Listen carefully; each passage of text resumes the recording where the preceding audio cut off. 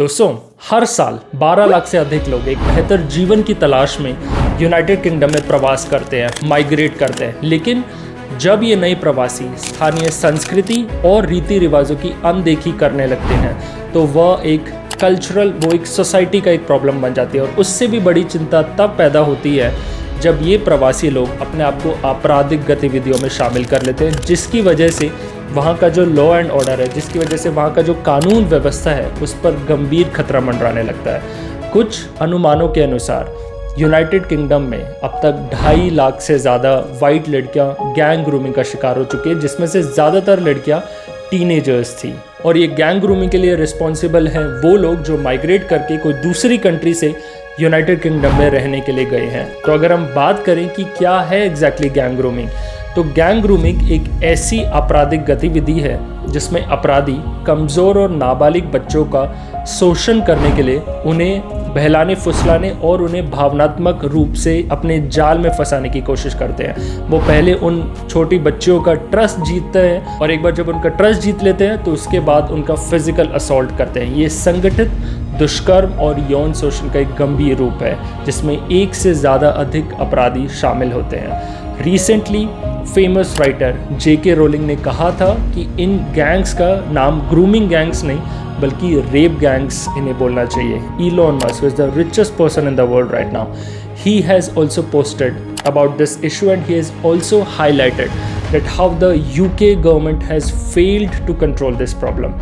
एक और serious problem ये है कि वहाँ की जो मीडिया है एंड वहाँ की जो लॉ एनफोर्समेंट एजेंसीज हैं वो इन अपराधियों को एशियाई पुरुष या दक्षिणी एशियाई मूल वेस्टर्न एशियन कंट्रीज़ के लोग कहकर उन्हें संबोधित करती है। लेकिन हकीकत ये है कि जितने भी प्रमुख वहाँ के मामले हुए हैं, जितने भी वहाँ केसेस हुए हैं, उनमें जो अपराधी पाए गए हैं वो ब्रिटिश नागरिक और पाकिस्तानी मूल के लोग पाए गए हैं।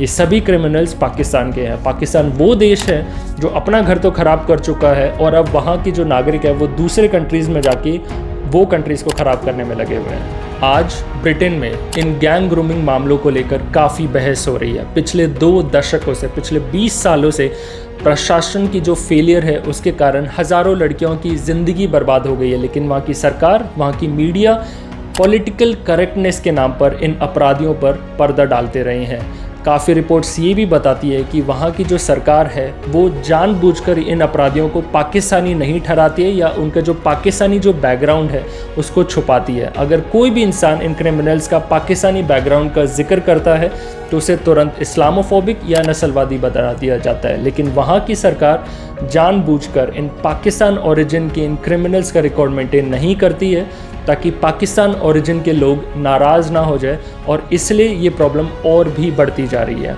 ब्रिटेन में जो कुछ भी हो रहा है ये एक सामूहिक चुप्पी which is the culture of silence का एक एग्जाम्पल है। स्थानीय प्रशासन और मीडिया इस मुद्दे को दबाने का प्रयास करते रहे हैं जिसकी वजह से वहाँ के जो अपराधी हैं उन्हें खुली छूट मिली हुई है और ये प्रॉब्लम सॉर्ट आउट नहीं हो पा रही है। लेकिन ये किसी भी सभ्य समाज की पहचान नहीं हो सकती है। सरकार का ये पहला कर्तव्य है कि वो वहाँ के बच्चों और महिलाओं की सुरक्षा सुनिश्चित करे। अगर सरकार और पुलिस पॉलिटिकल करेक्टनेस और सांस्कृतिक विविधता के नाम पर अगर अपराधियों का साथ दे रही है या अपराधियों पर पर्दा डाल रही है तो ये बेहद चिंताजनक है। इस प्रॉब्लम का समाधान वहाँ के जो खास करके जो वहाँ के माता पिता है उनके द्वारा की जाने वाले रिएक्शन में है। अगर एक पर्टिकुलर समुदाय अगर अपनी सरकार को अपने पक्ष में मोड़कर बलात्कार और यौन शोषण जैसे अपराधियों से बच सकता है तो वहाँ के जो रियल सिटीजन्स है ये उनकी रिस्पॉन्सिबिलिटी है कि वो भी अपना एक संगठन बनाकर सरकार पे प्रेशर बनाए। The law and order related to these cases has gone out of order and it has become immensely important for the people of United Kingdoms to ask answers and accountability from their government. So thank you so much for watching and I'll see you in the next video. Namaste ji.